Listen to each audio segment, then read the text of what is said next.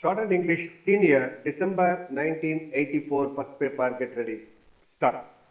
Mr. Speaker, I must at the outset thank you for giving me this opportunity to take part in the general discussion on the budget for the year. I wish to congratulate the Honorable Finance Minister on his presenting such a good budget which aims at improving the conditions of the weaker sections of society. He has done well to present such a balanced budget in the present circumstances. Let me first refer to the functioning of the education department.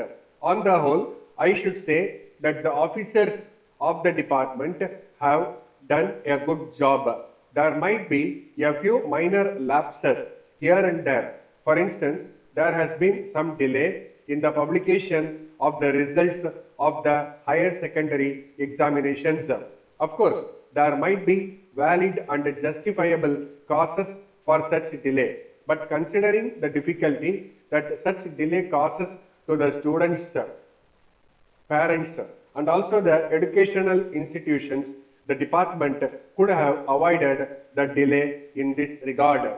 I am happy to note that the department has taken note of the criticisms made in the past years with regard to the delay in the sanction of grants and scholarships and had taken effective steps to ensure that the schools received the grants and the students received their scholarships in time.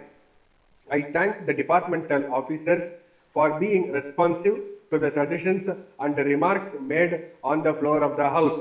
As regards sales tax, I think there is much room for toning up the administration of this department. A number of members who spoke before me have referred to many complaints made by the merchants, traders and businessmen about the harassment to which they were being subjected by the department. The government should realize that they are getting a huge sum by way of sales tax, which helps them to undertake many welfare schemes. The government should issue suitable instructions to the executive staff to be kind and considerate to the assessees. Whenever the assessees committed some errors out of ignorance of law, the officers should politely point out those errors to them and educate them as to how they should help the government by paying the taxes due by them. There should be perfect understanding and cordiality between the assessees and the department.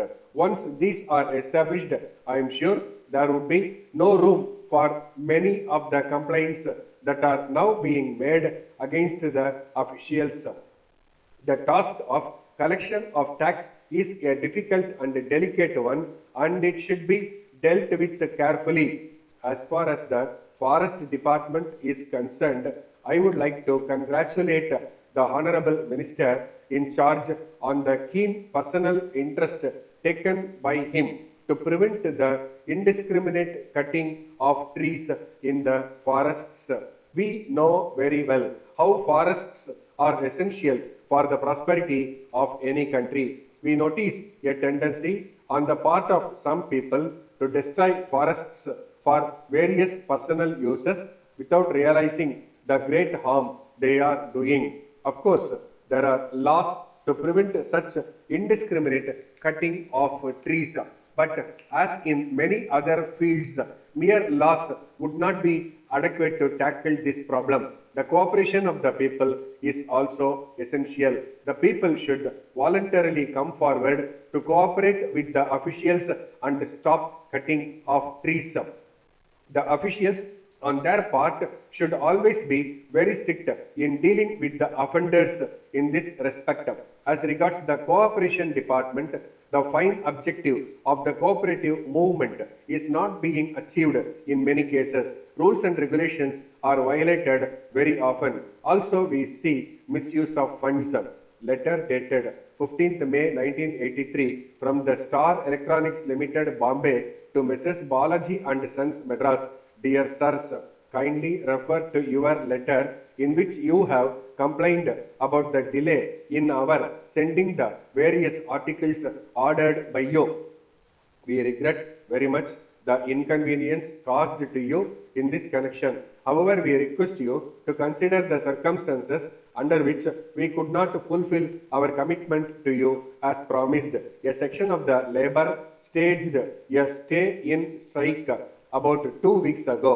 Though the other sections were willing to work, it was not possible to keep the factory open for security reasons. Hence, we have declared a lockout. The demands of the workers are not reasonable and are against the terms of the agreement entered into between their representatives and the management.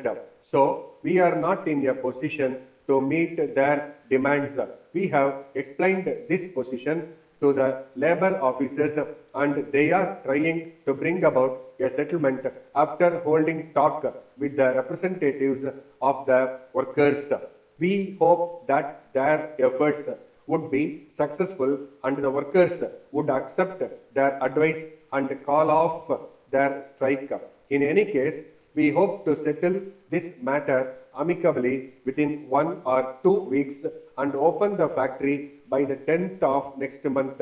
We propose to work 3 shifts and try to execute all pending orders promptly. Yours faithfully, Stop.